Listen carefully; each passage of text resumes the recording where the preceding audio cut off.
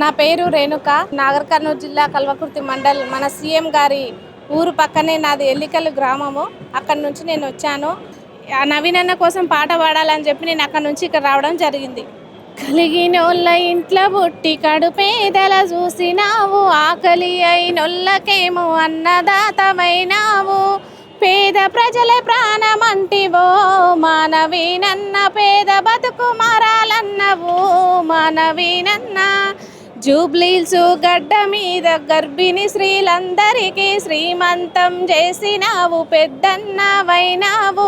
పసిపిల్లల అందరికీ అన్నప్రాసన చేసి, జూబ్లీహిల్స్ పిల్లలకు అక్షరాభ్యాసం చేసి, మాకు తోబుట్టువైనావన్నో మానవీనన్న.